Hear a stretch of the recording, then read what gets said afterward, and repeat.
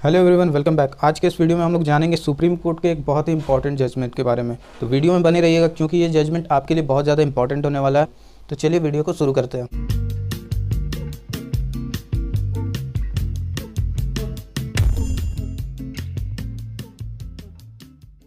बहुत सारे मूवमेंट्स चले कि जेंडर इक्वालिटी कैसे अचीव कर ले हमारी सोसाइटी। अब 2005 में एक बहुत ही बड़ा लैंडमार्क जजमेंट आया था।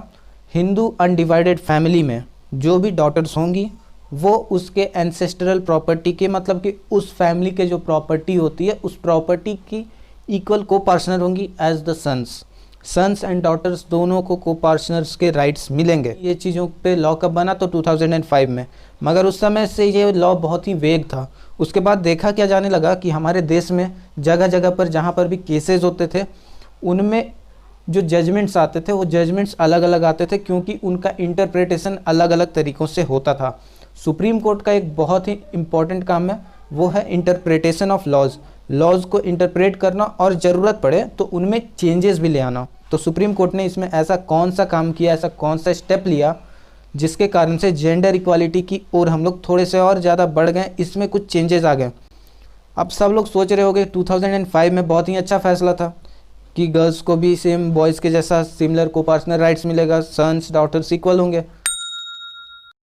बट यहाँ पर दिक्कत ये थी कि जिस दिन ये एक्ट लागू हुआ था, यानी कि 9 सितंबर 2005, उस दिन से इसको देखा जा रहा था। मतलब उस दिन फादर का अलाइव होना बहुत ज़रूरी था। अगर उस दिन फादर अलाइव नहीं होते थे तो ऐसे में अगर डॉटर्स केस करती थी कहीं पे तो उसमें उन लोगों को बोल दिया जाता था उस दिन तो आपके फादर अलाइव ही नहीं थे, मतलब कि वो प्रॉपर्टी तो ऑलरेडी सन्स की है, तो उसमें डॉटर की शेयर कैसे होगी। तो इस चीज़ को हटाने के लिए सुप्रीम कोर्ट ने ये फैसला लिया, और ये फैसला जो सुप्रीम कोर्ट ने लिया ये इन फेवर ऑफ डॉटर्स था। तो वो जो डेट वाला जो पहले का लफड़ा था उसको हटा दिया पूरी तरह से सुप्रीम कोर्ट ने। अब जहाँ पर डॉटर्स को इक्वल राइट्स मिल रहे हैं, उस प्रॉपर्टी में इक्वल शेयर मिल रहा है एक तरह से, तो वहाँ पर लाइबिलिटीज़ भी इक्वल होती है डॉटर्स की। ऐसा नहीं है कि बस शेयर मिल रहा है इक्वल, लाइबिलिटीज़ भी इक्वल होंगी। अगर उस फैमिली के प्रॉपर्टी पे कोई भी आपका कर्ज हुआ तो उससे डॉटर को भी चुकाना होगा, उसकी भी लाइबिलिटी आ रही है वहाँ पर। अब 20 दिसंबर, ये भी बहुत इंपॉर्टेंट डेट है, 20 दिसंबर 2004। अब मान लो कि कोई प्रॉपर्टी का पहले ही हो चुका है पार्टीशन, उसके बाद डॉटर क्लेम कर रही है, तो क्या उसको मिलेगा या नहीं मिलेगा?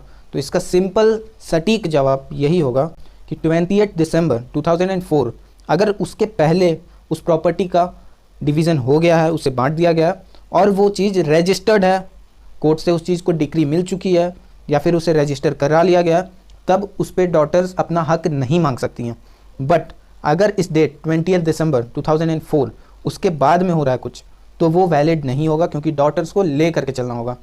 नेक्स्ट थिंग इसमें यह है कि वो जो भी पार्टीशन पहले हुआ है, ऐसा नहीं हो सकता कि वो वोकल पार्टीशन कर लिया जाए, मतलब कि बोल करके कि हाँ मैंने बोल दिया कि लड़कों को दे दो इतनी ज़मीन, लड़कियों को थोड़ी सी ज़मीन या फिर इतनी दे दो, वैसे नहीं होने वाला। इसमें क्या होगा कि जो भी पार्टीशन होगा वो रिटन होना चाहिए, रजिस्टर्ड होना चाहिए। सुप्रीम कोर्ट ने यही कहा कि daughters can not be deprived of their right to equality.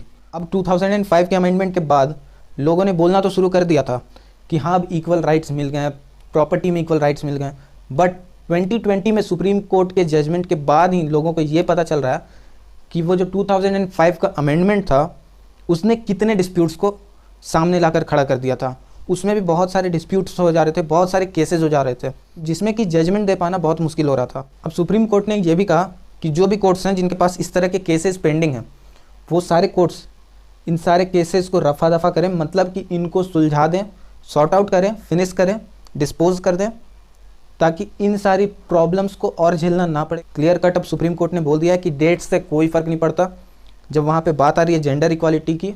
अब जब वहाँ पे बात आ रही है कि इक्वल शेयर मिलना चाहिए डॉटर्स को, तो डॉटर्स के लिए ऐसा क्यों होगा कि उनको एक डेट दे दी जाएगी कि इस दिन को आपके पिताजी जिंदा हुए तभी आपको इक्वल शेयर मिलेगा। सुप्रीम कोर्ट का यही कहना है, यही मानना है कि यहाँ पे अगर जेंडर इक्वालिटी के लिए कुछ उठाया गया था कदम, कुछ अगर अमेंडमेंट किए गए थे सरकार की तरफ से किसी भी एक्ट में, तो उस जगह पर उसमें ऐसा ना हो कि अमेंडमेंट करने के बाद भी वहाँ जेंडर इक्वालिटी ना दिखे। प्रकाश वर्सेस फूलवती का जो केस था उसके जजमेंट को डिसमिस कर दिया गया, क्वैश कर दिया गया, क्योंकि वो जजमेंट एक डॉटर के अगेंस्ट में था, उसे वहाँ पर उसके प्रॉपर्टी के राइट्स नहीं मिल रहे थे। रही बात जहाँ तक कि जो 9 सितंबर का जो डेट था, अब वो डॉटर्स को और ज़्यादा परेशान नहीं करेगा उनके राइट्स के लिए, उनके प्रॉपर्टी राइट्स के लिए।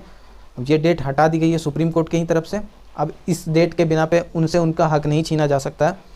मिलते हैं हमारे नेक्स्ट वीडियो में पूरा बने रहने के लिए आपका थैंक यू। अगर वीडियो पसंद आया हो तो लाइक ज़रूर कर देना, चैनल को सब्सक्राइब करके ही जाना, और इस वाइटल इन्फॉर्मेशन को आप शेयर भी कर सकते हो अपने ग्रुप्स में, या फिर जहाँ भी आप सही समझो इसे शेयर करना।